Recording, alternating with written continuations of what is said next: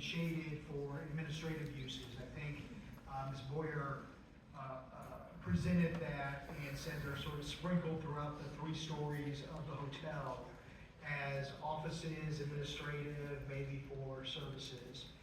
And so when we think about the drop-off issue, the concern we have for it is when we think about the drop-off issue and the capacity within the building to house potentially an additional 25 plus occupants, we have concern for that in a way that it will have to be monitored very closely to ensure it doesn't exceed capacity that would be built into the special use permit should it be approved. Thank you. Stephanie, in one of your slides, I thought I saw 30% public money. Did I see that right? Yes. In the operating? Yes, that's correct. Yeah. Where's that coming from? So that is coming from the city contributions. Oh, the various cities? The various cities, yeah, based on the population-based formula. Yeah, okay. That's what that is. Okay, Yes. good. Thank you. Yep.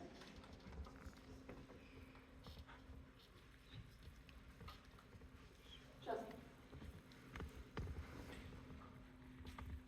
My first question actually is for the chief.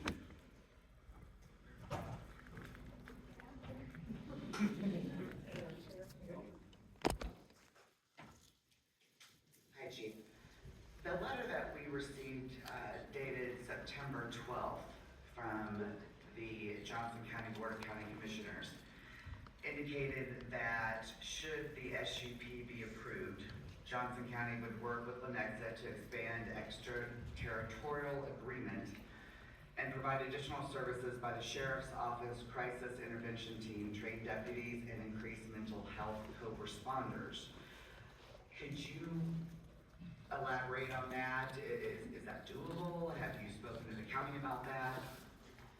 I have not. I know that on paper, it probably sounds really good, and I don't know, did Sheriff Hayden, did he leave? I saw him here, and with no disrespect to him, in November, there obviously will be a new sheriff in town. So I don't know how that can continue or those promises that can be made. But when, we have our own crisis intervention team. We have over 60% of our officers are certified in CIT and our professional staff as well. So that's a large number for us. But in the staffing plan, because a lot of these calls take more, we just don't send one officer on a check the welfare call, suspicious activity call, we send 2 officers. So unless they are going to provide somebody or a deputy in that district that the shelter resides in 24/7, I'm not quite sure how that would work. Does that make sense? Yes, I think it does. Thank you. Mayor, may I add just briefly onto that? I think the other thing that's important about that, council member, is I was trying to find the letter and I didn't get it found before I started talking, which is never a good idea, but that's what I did. So I think it said something about would look into or consider or something to that effect. And I guess I would just point out that that's certainly not a commitment. It's something that would be explored. And if the special use permit is approved, we would be happy to explore that further with them. But I think that from our perspective, the thing that is important to remember is that if this special use permit is approved, it's a reality day 1 in Lenexa forever. And this support from the sheriff, who are elected for 4 years at a time, is maybe less certain than that. And I think there might also be a question about whether the Board of County Commissioners would even have the authority to make that commitment on behalf of the sheriff, who is also elected countywide. Hi, thank you. So in other words,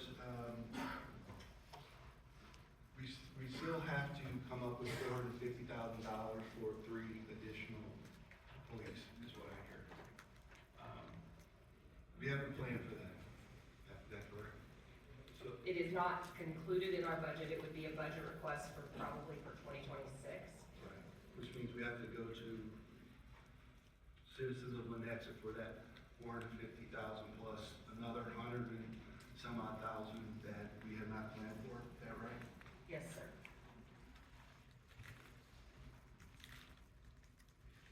I have a few questions for Stephanie, please. Hi, Stephanie. Just, I wanted to get some more information on your background. How long have you been CEO of Restart? So I've been there about 5 3/4 of a year. And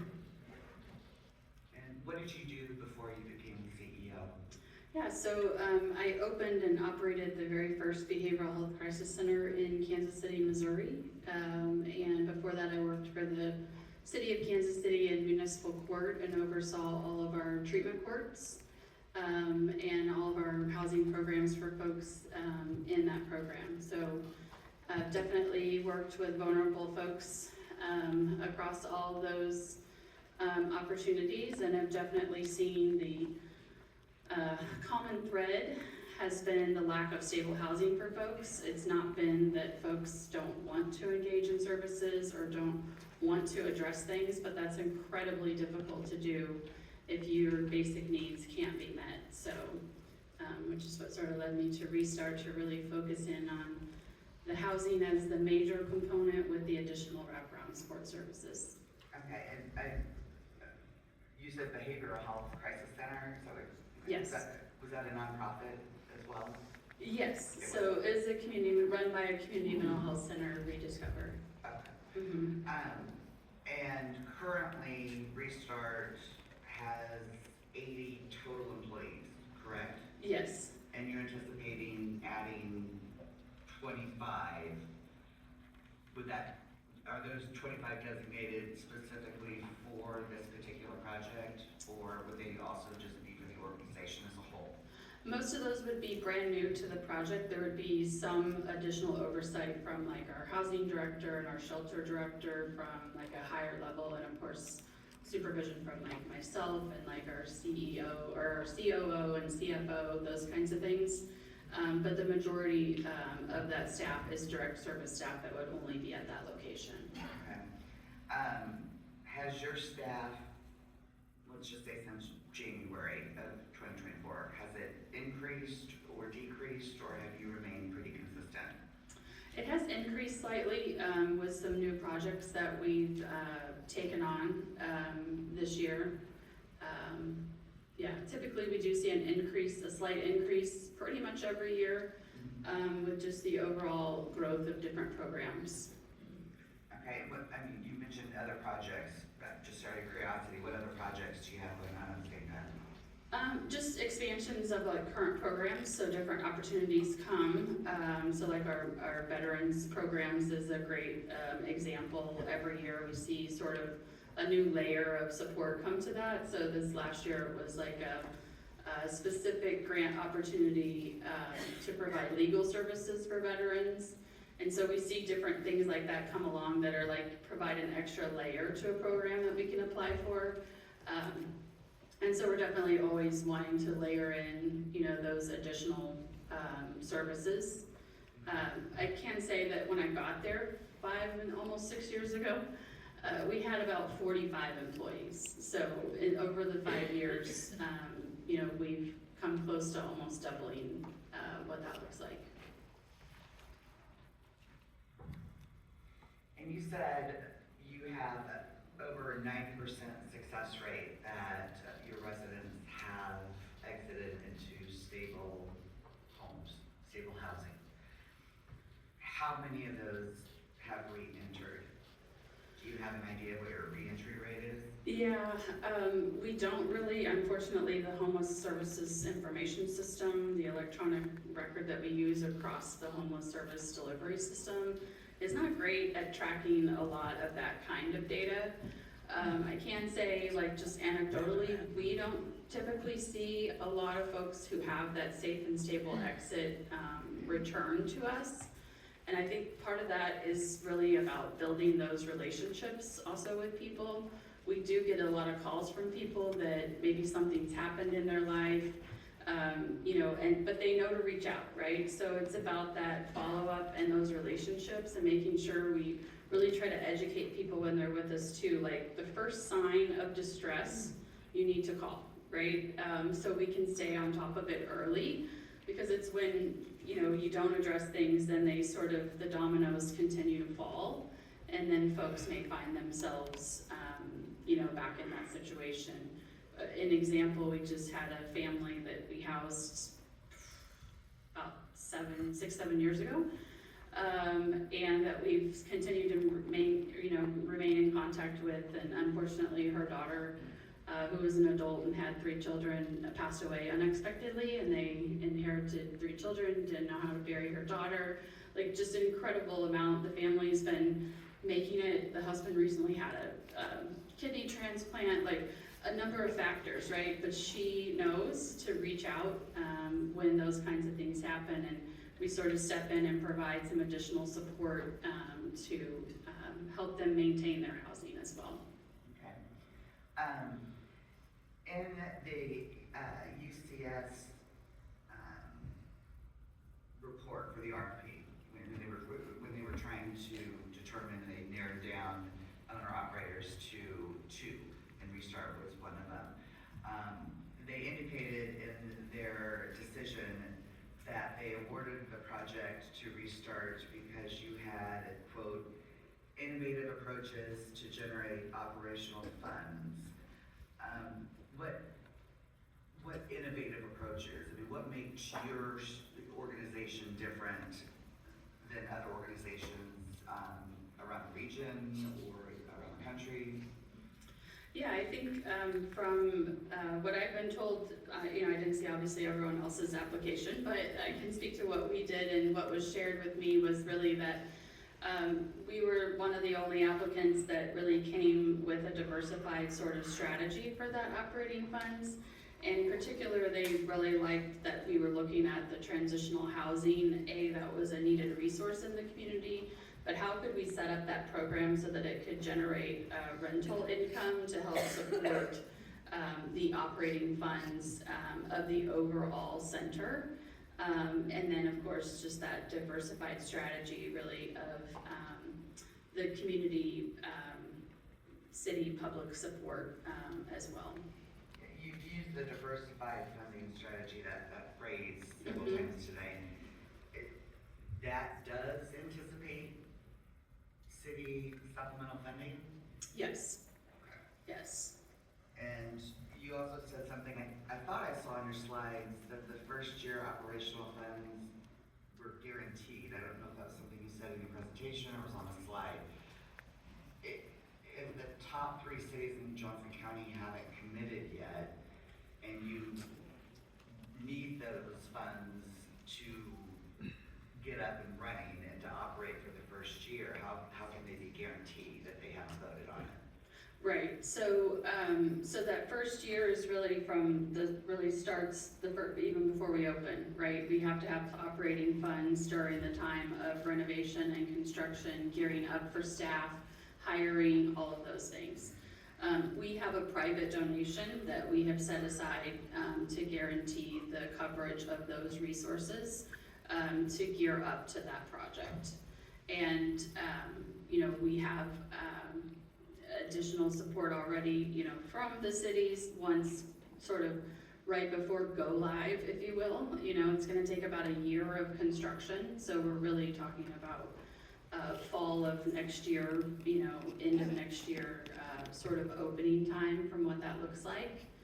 And then of course in that diversification too is really, you know, going after different grants, individual support, church support, business support, all those different kinds of things, which we do every day, you know, in our work. And so I think one thing that we've reiterated numerous times in that is I can't apply for a lot of those grants right now today, because I don't have a building or a program, right? This is still in the works.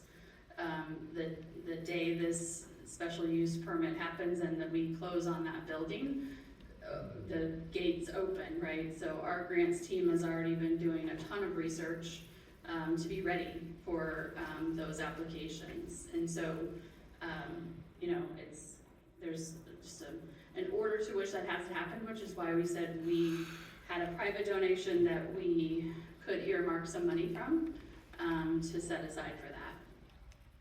Okay, so the operational funds aren't really guaranteed, but you have a plan. Yeah, for this, from now till opening is guaranteed. Okay, and then what about the first year then? That's what requires city funds? Yeah, so that is still overall a work in progress, but has a funding strategy and plan. And like I said, we have over half the cities, you know, already committed. And the other 3 larger cities have indicated, you know, they want us approval of the SUP, they'll be ready for us to come before them. And remind me again how much the rent is per the unit for the transitional housing? So Vouchers, I couldn't remember what you said. yeah, so it will change each year based on the fair market rate value of those. I think for studio right now it's $985. It's going up in October just a little bit. It goes up every October essentially when HUD sets that. And so yeah, and the other good thing about that is for those vouchers that people would have the ability to potentially take that voucher into the community as well. And so if we get to a place that we still haven't been able to get them connected to the external community resource, that voucher, we can help them take that voucher out into the community, into an apartment, and then replace that with a new voucher. Does your facility downtown also accept vouchers, or is that, do they not? So we have vouchers in scattered site programs. So not at the building at 9th and Harrison. We don't. We have about 75 apartment units that we use vouchers or master lease on scattered in the community for that. Have you ever had a funding crisis before where you simply weren't able to fund the various operations? I know you have several facilities. Yeah, certainly I'd say every nonprofit probably goes through peaks and valleys of, you know, times when it gets harder to fund things, or you count on a grant funding source and maybe it comes in lower than what you anticipated when you set your budget. And so those things certainly happen. I think, you know, in our 44 years, we've been good at sort of then pivoting and having sort of that backup plan. How do we adjust, and what that looks like. You know, with our goal is always to how can we do this without cutting a program or reducing services in some capacity. And those are typically where you really will see like your private donors really step in when we go to them, right? And say, here's the situation, here's the potential impact. They sort of love to step into those kinds of situations when they happen. So in addition to the private donors, have you ever had to go to the city for any additional funding at some point to help? So when I first got to Restart, we did go to the city and ask for funding. So when I got there, the organization was struggling financially, and so we were rapidly trying to get a hold of what was going on, hiring grant writers, getting all the right people in positions. And so we did approach the city for some funding for that 1 year for emergency shelter. But we typically don't get a lot of city funding for any of our programs. Would that have been roughly in 2020? Yeah, probably 19, 20. Okay. Mm-hmm. I think, I remember, and I was reading articles about it, Mm-hmm. you had said, quote, we've been losing money for years, we can't continue to do that. They had to ask city officials for ordinance funding for over $250,000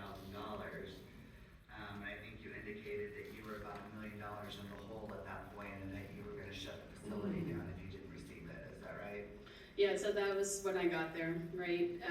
The organization, you know, had been in that state, and I believe we've clearly demonstrated how to get that on track and how to keep that on track, and we've had, you know, continued growth in our staff and our overall budget. Our budget was about 4.5 to 5 million then, and our budget now is 9.5 million. So we've not only been able to sustain that, but also grow that, and it's really just about making sure the right people are in positions, and, you know, you're stay focused on the funding and those sources, and how to sort of stack them, stagger them, and diversify where they come from.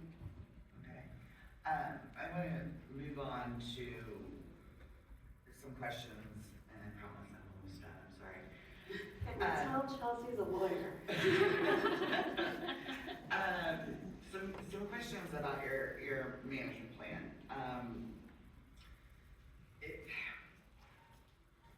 I know that you've made, there's been several kind of conflicting statements about the case managers, how many you anticipate actually being on site. I think I've seen an increase since one of the first presentations to this evening. Are your case managers there? Is there, how many are going to be there 24 hours a day on site for the 75 individuals that will need assistance? Yeah, so case managers aren't typically on site 24 hours a day, but there is other staff on site 24 hours a day. So case managers are typically there mostly during operational hours. We've extended that a little bit past that in this project, sort of staggering their start times of the days and their end times of the day. The goal is to have, you know, anywhere from 12 to 16 people on a person's caseload. And so the case manager's role is really to work directly with each of those people on their individualized service plan. And while other staff who really serve in more of that sort of oversight and security type role that are there 24/7. So they're monitoring that front desk, letting people in and out, monitoring cameras, doing those, you know, walk-through type things and all of that. So yeah, so we don't typically have case managers there 24/7. Okay, because I thought I heard that really the case managers are kind of the glue that keeps everything together, and is what those individuals are some of the most important components of making your supportive services work. And so it concerned me a little bit that they weren't readily more available, I guess. Yeah, typically that connection happens sort of during business hours, right, to all of those services or when they're open. So that is typically, you know, when we have them available and working with people, because they're getting them to appointments, they're taking them to apply for housing, they're doing all of those things. And typically, most all of those things, we have had case managers in like the evening and weekends before, and they're just not really able to get a lot done with folks in that time because everything else is closed and not operational. So that's where sort of the other staff really just layer in the additional sort of you know, support that folks might need on site, where the case managers are focused sort of on both, right? But with a primary focus on how am I helping people meet the goals in their plan. Okay. If the case managers are providing 90% of the transport for residents that need to get to appointments, getting IDs, you said housing interviews, any kind of maybe medical or behavioral health appointments. I mean, if they are doing 90% of that, doesn't that just take them away from the resources that need to be there on site for the rest of the residents? Yeah, so that's why there's multiple ones, and typically we see everyone's usually not gone out of the building at the same time. You know, folks are, you know, have staggered times and appointments that they're sort of going out for the day. And, you know, that's where we just have to obviously monitor both from the guests staying there and from our staff, like who's in and who's out at the moment, right? And making sure that there's the appropriate coverage of staffing during those operational hours and beyond.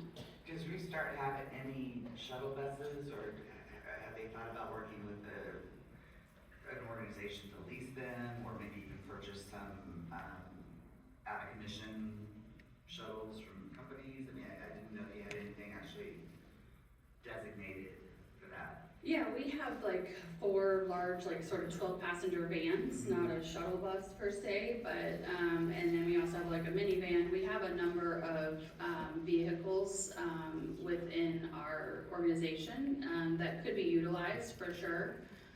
What we find is most case managers prefer, if they're taking someone to one person to an appointment, they want to just take them in their car. They don't really love driving a 12-passenger van around.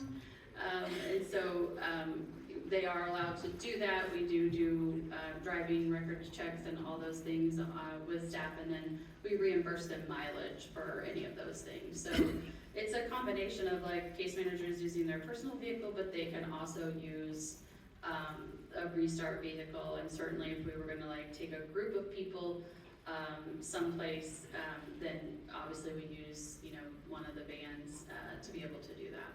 Okay. And just 2 more questions about the site itself. You indicated a warming kitchen, but you're not doing a full kitchen, is that right? Correct.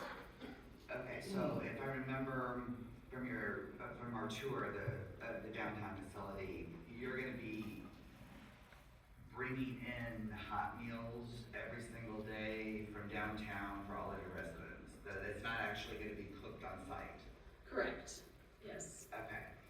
And I guess I was confused. I thought when this about security, so I'm switching gears here, that you were gonna have a fence all the way around the perimeter and for pedestrians. And I guess I was confused because now I guess it's just the perimeter, and the back part of the building will have a fence. You'll have car gates. I mean, you have to go through a gate to actually get a vehicle through to get into the parking lot. But it's not fenced all the way around to keep individuals in or out, or I mean, it's just like anybody can walk up, right? Yes, so, you know, we're open to obviously looking at that, but we felt like on the one side of the highway, of course, it's sort of a natural barrier on that side of the property, and then as well on the other side, the way the road sort of curves around, there is sort of a kind of half wall barrier sort of there already. It's not a fence per se. Now the other side towards sort of the Sam's parking lot is, you know, a little more open. And so, yeah, I mean, I think, you know, having secured access to the building, you know, is really the key in that as well. All right, thank you. I won't bother you. I'm here all night. Chris? Second. Reconcile this, or clarify this for me, if you will. When we first met you, or at least I first met you, when we came here, your facility in Kansas City, Missouri, you said this would not be a walk-up facility. But Scott, when he was making his presentation, said you're gonna have special rooms set aside for walk-ups. Can you explain that for me? Right, yes. So it is not intended to be a walk-up shelter, right? But everyone has been very concerned about that happening. So, which we have a walk-up policy now, so we sort of advise that to what would we do in that situation, right, if it happens. And we shared that in our Missouri program, we do have a couple of beds that we call a safe place bed that's sort of available in sort of an immediate situation of, part of that walk-up policy is to talk with the person, figure out what's going on with them, figure out if we can find a solution for folks, and a lot of times we can divert from that whole situation.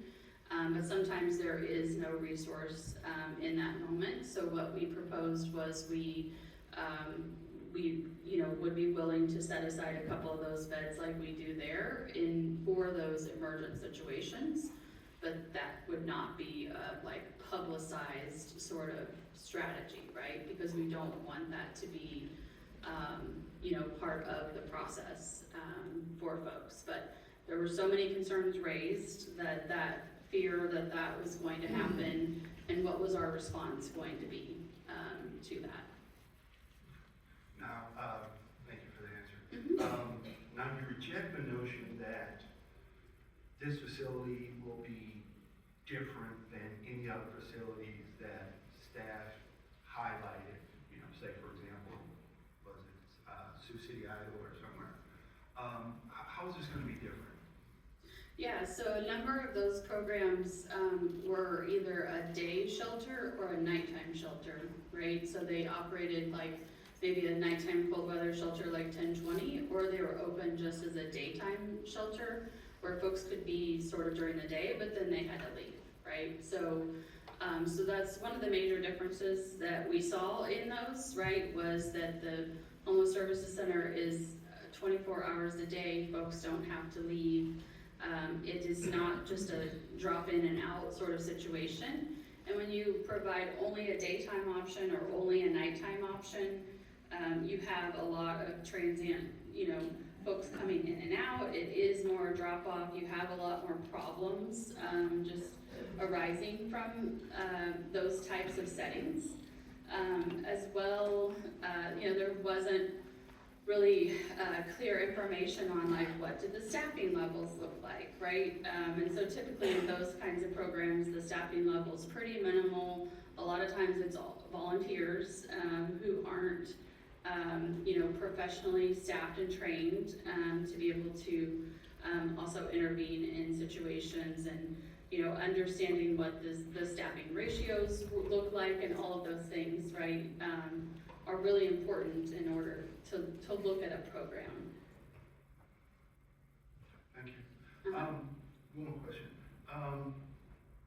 In your application here, you say that you offered accommodations to address some of the deficiencies that staff identified in your application. What were those, and what did you offer them? So we talked about, you know, working with the city and businesses, and we would help to find the funding to establish sort of a community improvement district that would have sort of roamers. We have several of these in different districts on the Missouri side. And they operate a little bit differently depending on the neighborhood and the makeup of the neighborhood. But essentially they're, a lot of people call them the bumblebees because they wear really bright yellow shirts. So if you're ever downtown, you might see folks in a bright yellow shirt. And so they're trained to be able to intervene and into situations, talk with folks that might be, you know, living unsheltered on the street, work with businesses if they're having a problem.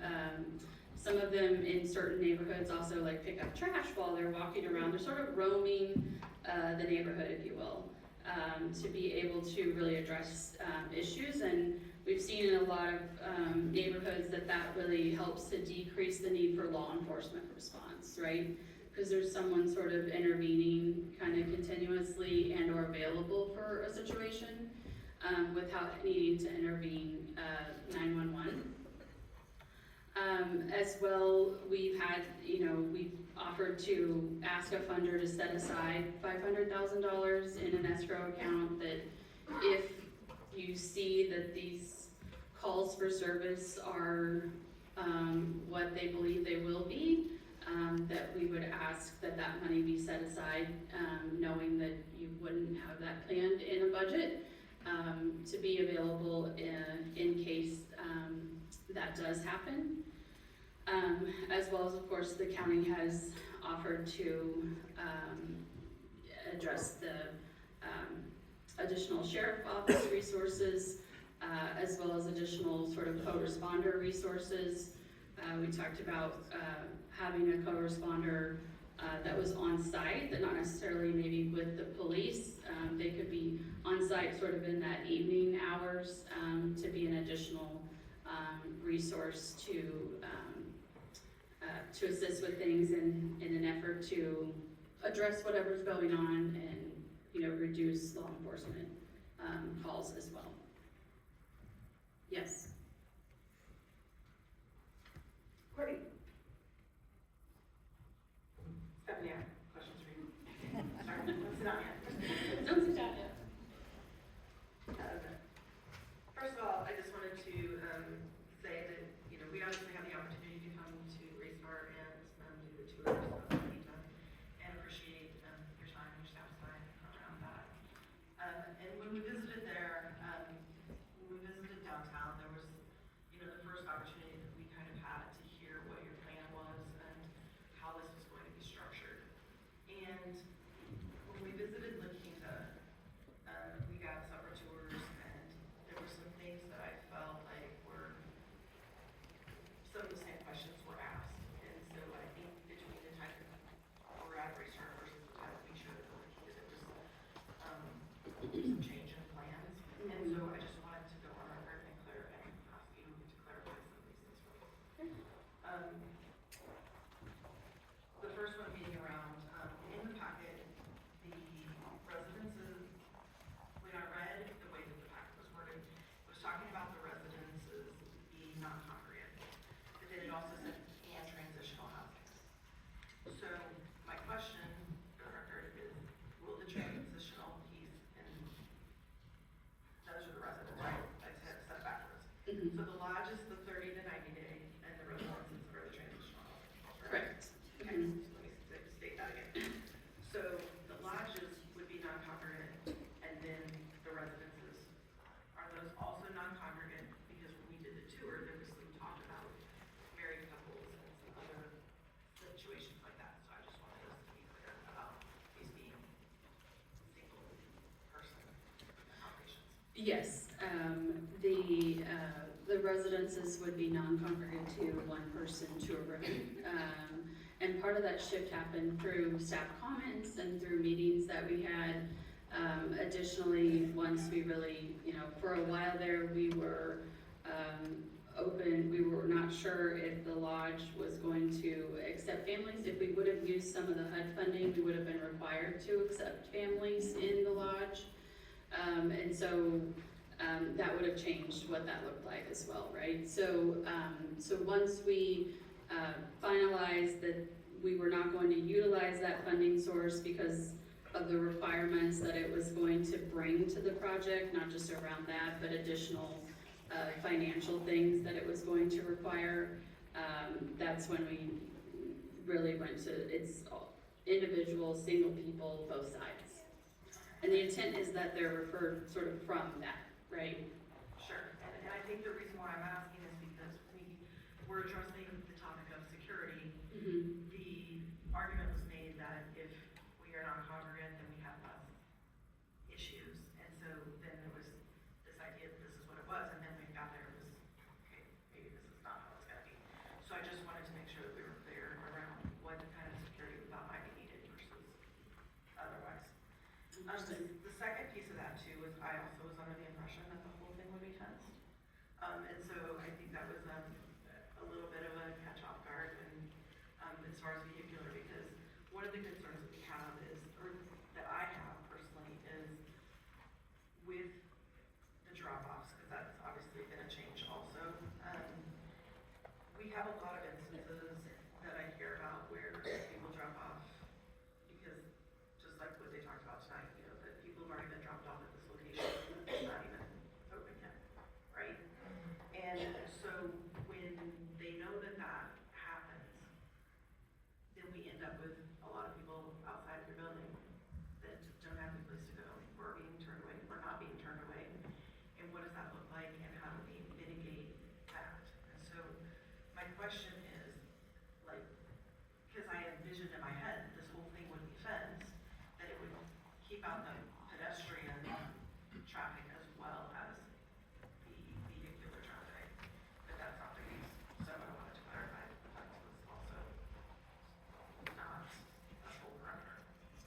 Yeah, I mean, we're, open to revisiting that. It never came up as a concern during any comments. And so, yeah, I mean, I think same as like we sort of shifted because there was such a concern about walk-ups of like, well, you need to have some sort of response, right? And so, also open to shifting back to not having any safe place beds, right? So it's sort of a catch-22 of like, but we do want folks to be able to at least have the conversation with us, right? I think that's the really important part, so we can figure out a solution. Otherwise, they're still just at a fence or roaming around the neighborhood. So, my question then is, if someone wants to go to coordinated entry at one of the four of those, what are the hours for that? Is there random hours for them to get assessed? Or is it operational hours, or is it, like, what happens when somebody shows up at your doorstep and this isn't where we do coordinated entry, so. Right. Is there a plan, or is it, what if they get dropped off there? What does that look like? Yeah, so outreach workers can do those assessments as well, and our staff are typically also trained to be able to do those assessments. So typically in that situation, if someone does walk up, we're gonna ask them some questions, and we might be able to say, here's an answer right now, and get them connected to that, and then set up the process for them to get connected to coordinated entry. Or it may also be, we can do that assessment here today, with someone as well. So, and the intention of like the safe place beds now, when folks come into those, it's not, you're not getting that, we're not saying you have this bed for ongoing, we're saying this is the solution right now tonight, and in the morning, you're gonna meet with a case manager, you're gonna do the assessment, we're gonna continue to find a solution for you, right? So because we don't want that to circumvent the coordinated entry process, but it's a way to sort of meet the immediate need of a vulnerable person in that moment. So do they get then go to that hub, or are you doing the assessment there? It could be both, yeah. So we could do it ourselves, or they could also go to a hub to be able to do it. I want to also address the case managers, because the numbers aren't quite meshing up for me. What I read in the packet was that they were, when it listed out like what kind of employees would be hired, right? And there was 3 case managers listed. If I do the math on 3 case managers at 75 people, we've got a little bit of discrepancy. So explain to me how that works if we're at a 12 to 16 ratio.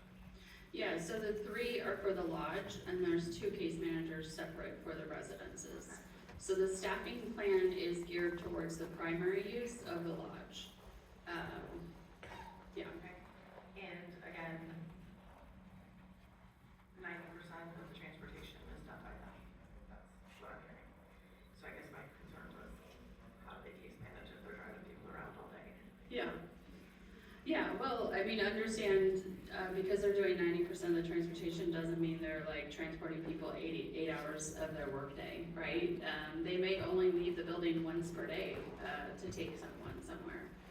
Sometimes they may leave the building a few times a day. It sort of varies, but we don't typically see case managers out running, doing transportation all day long with folks, right?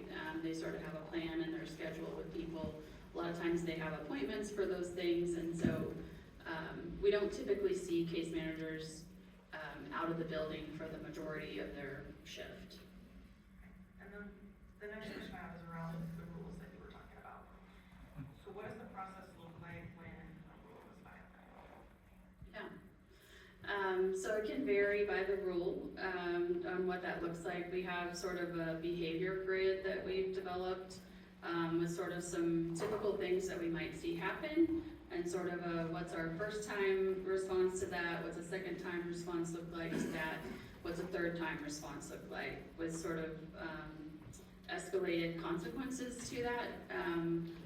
Obviously, like violence is like a one-time thing, right? Whereas if someone's a little bit late for curfew, we're gonna let them in first time, but then they're gonna have a conversation with their case manager.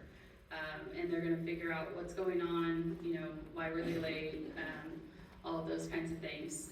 So it can vary depending on what the issue is, but always addressing that, you know, as it goes along with folks. One of the things that I noticed when we toured the Lenexa was when you go into the intake, the new intake, and everybody goes directly to the hot room, it's a shower, it's all the things, and you walk in the front door. To get to the hot room, you have to walk through the dining room. And that was a concern for me. It's like, if you're worried about needing to put somebody into a shower and putting things in a hot room, the last place you want to do is walk them through where everybody's going to eat. And there was another question that was brought up around their pets. Does pets go through the same process? Do they also get a bath and do all their stuff get, and is there a process in place for that? Yes. Okay, and so they walk through the dining room? Well, there's no other way to get there, yes. So typically intakes are scheduled, and so we typically don't schedule intakes like during meal times, right? So again, you know, we're sort of it's important that we're sort of in control of those things and what that looks like, and so we don't typically schedule intakes during sort of really busy times, and of course mealtime is a busy time, right? So, you know, we would not expect during that time that there's, you know, sort of anyone in there. Typically what we do with folks, you know, if they come in and don't have their stuff already bagged at the front door, we're gonna put their stuff in bags and bag that up and take that as it is, right, through that process. I just noticed that there was on the side door, kind of by where the pool is now, and was curious as to why maybe that pool was utilized instead of the front door. At least for those intake appointments. Yeah, I mean, we could certainly look at it. I think our goal has always just been to use the secured access door and what that looks like, but I think it's a great point.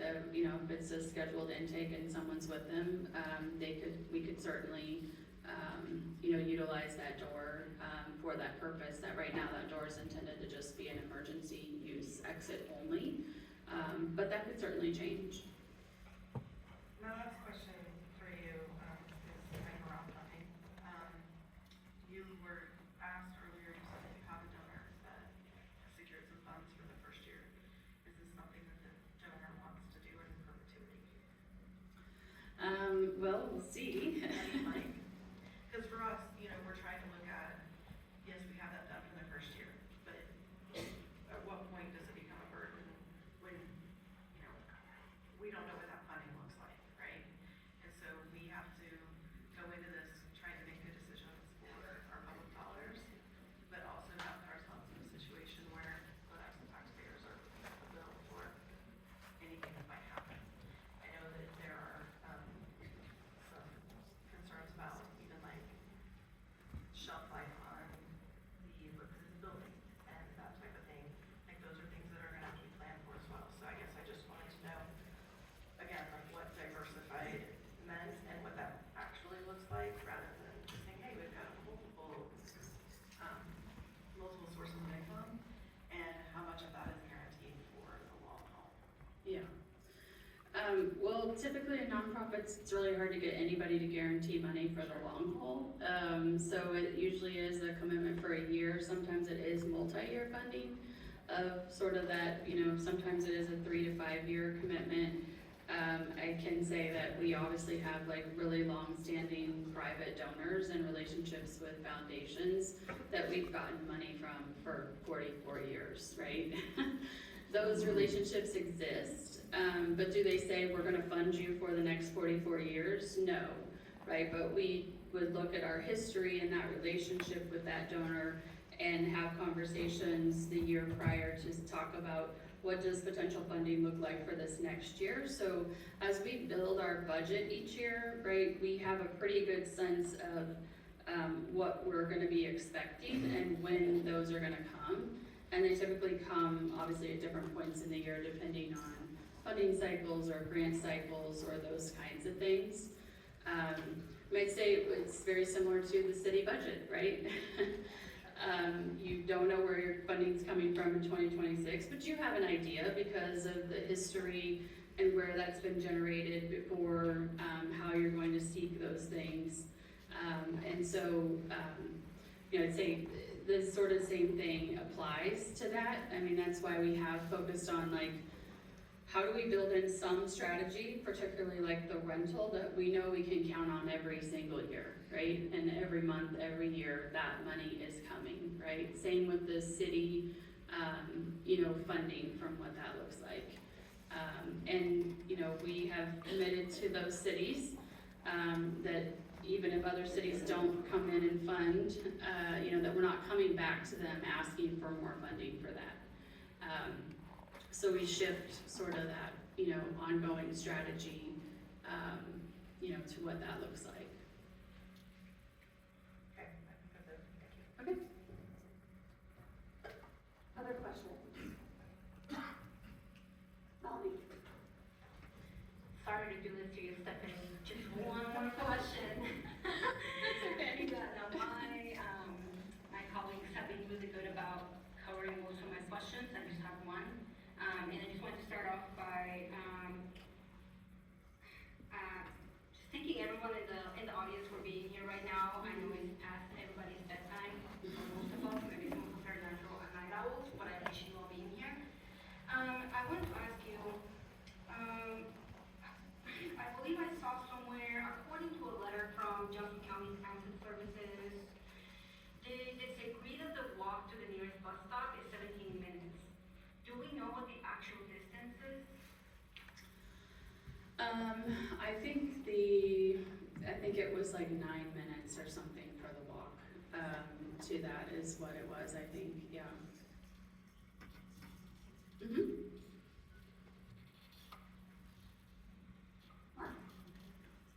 Clarification question. Microphone, please.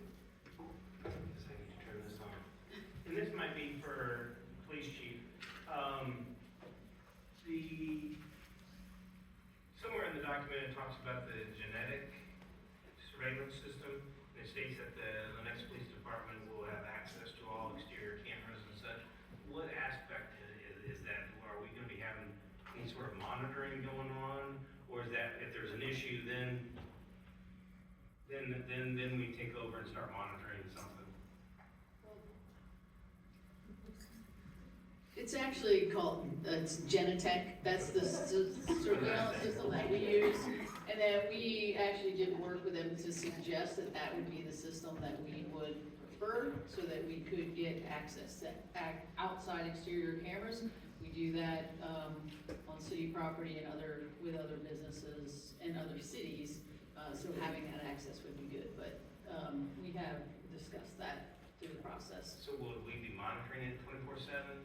So I will tell you that all the cameras that we have, we don't have the physical means to monitor all the cameras that we have, but our dispatchers, if we do have an incident at a location, whether it's at a intersection or at some other property, and they do have that access, when there's a call that comes out, they have the ability to look at that to provide situational awareness to the officers when they're en route to that call.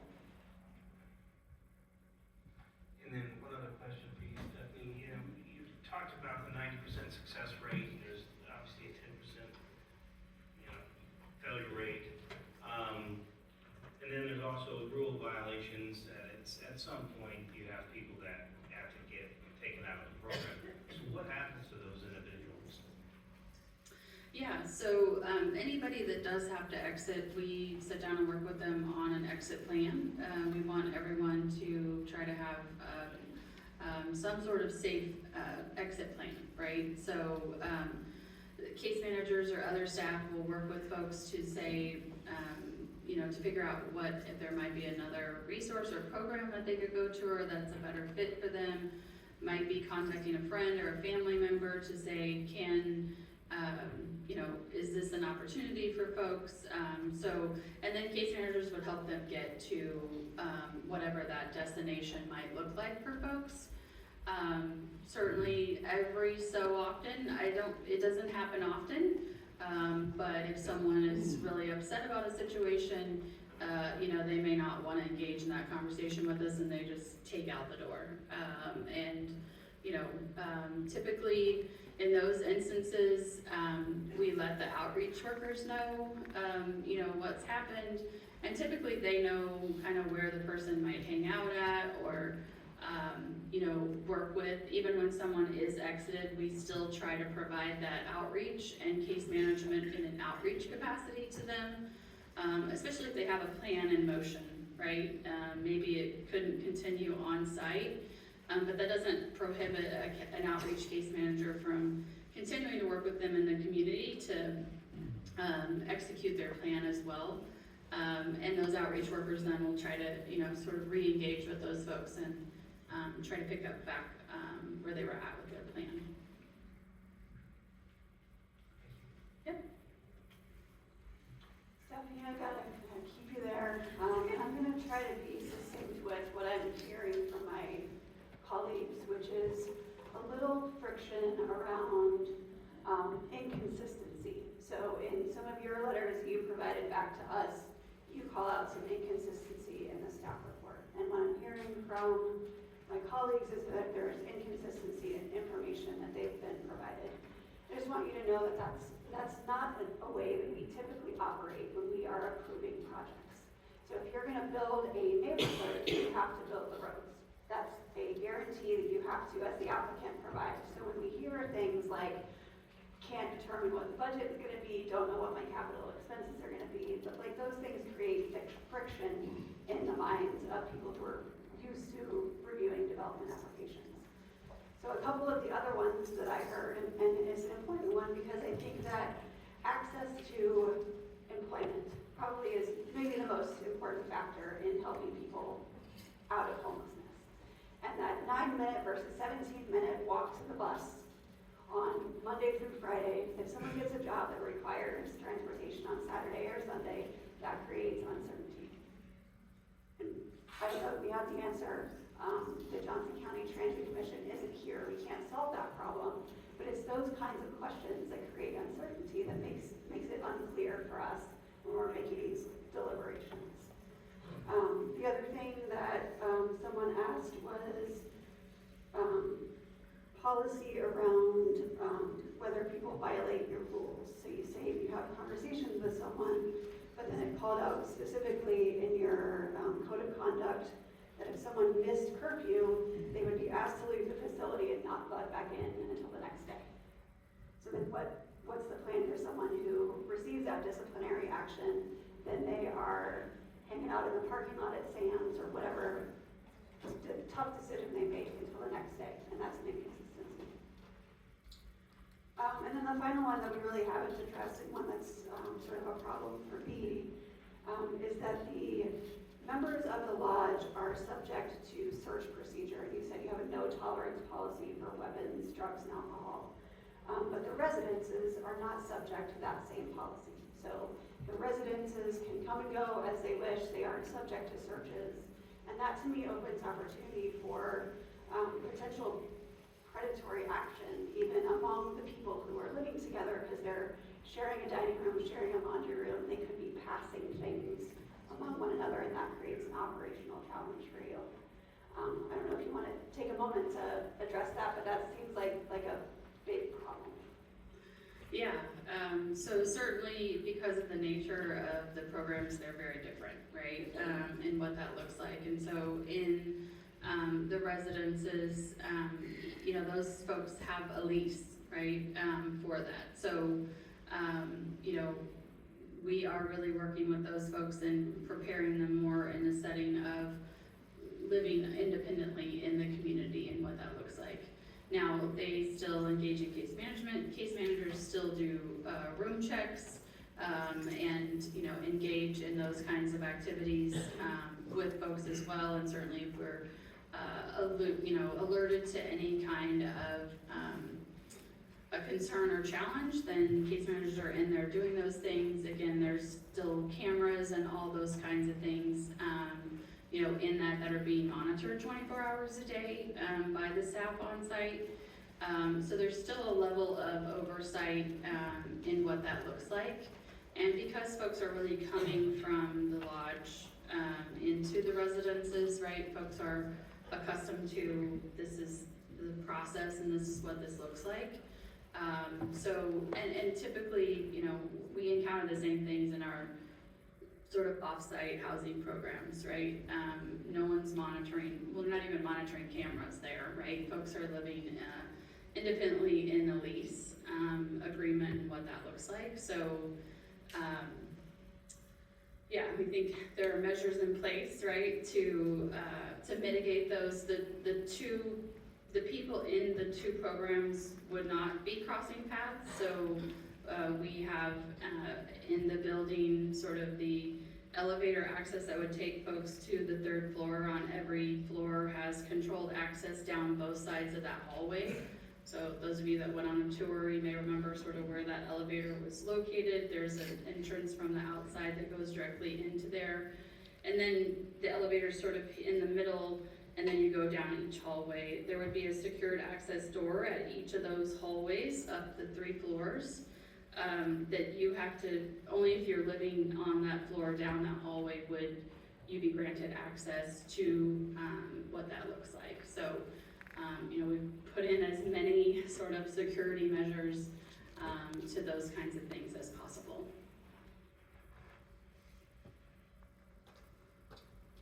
If there are no more questions, the next step in the procedure is for us to state our bits of the record. We'd like to go ahead and establish our golden criteria and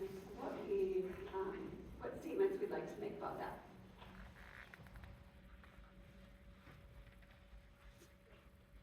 Craig, would you like to begin?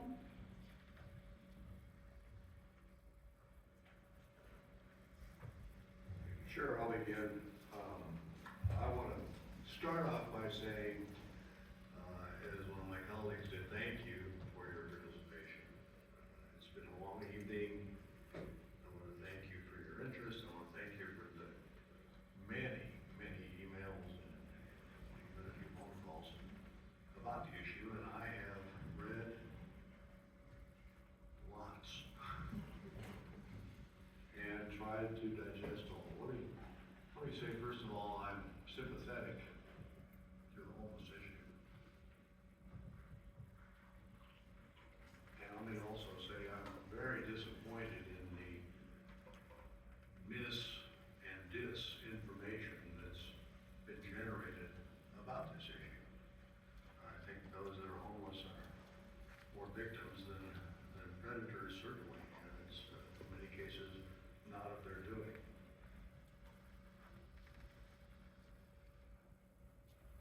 That said, however, for me, this issue involves, is this the right place for this facility?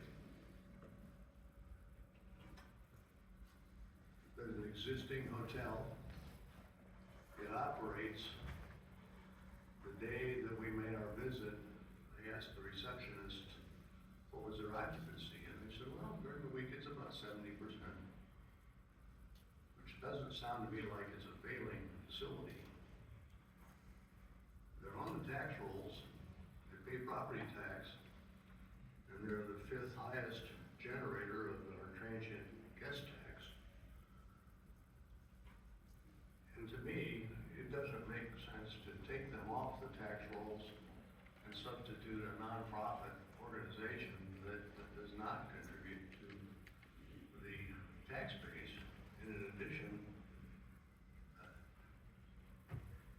allows or requires the city to spend more of our resources. And I think it puts an additional and I think unwarranted burden on the city. In addition, this use does not, in my opinion, conform to our master plan. I have thought for many years, and let me back up just a minute. I've heard a number of people speak tonight about how many years they've lived in Lenexa, and I'll just add to the record that I've lived here 40 years. And so this is my town.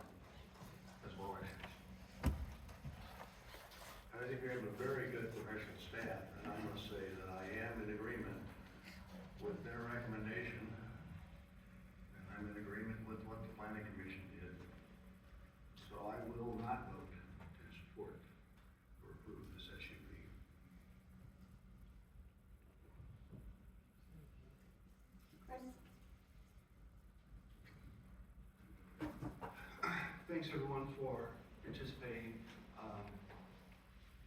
We did get a lot of calls, a lot of emails, a lot of personal interaction, so I really appreciate people reaching out to let me know what they thought. While I think a lot of people, probably the most, had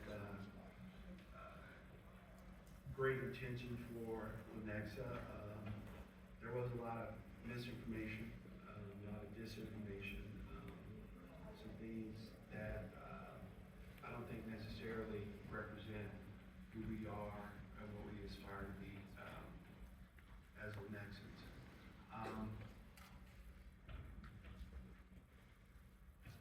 I too am very sympathetic to the homeless situation.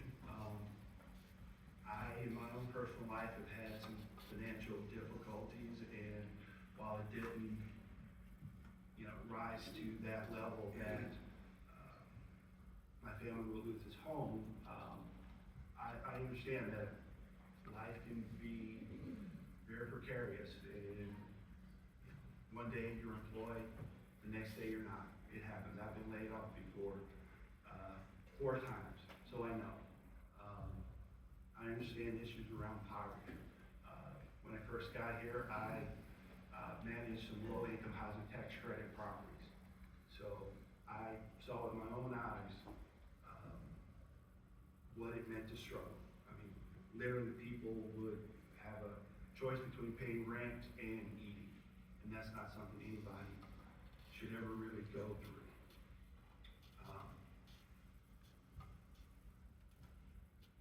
But I have to make this decision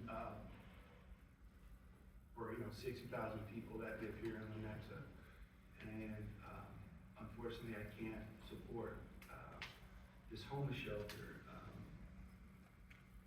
The impact to the city hasn't been accounted for. That's $600,000 every year, and it will only increase, which comes from our taxpayers. I think that the risk, there are always unintended consequences, and we shouldn't be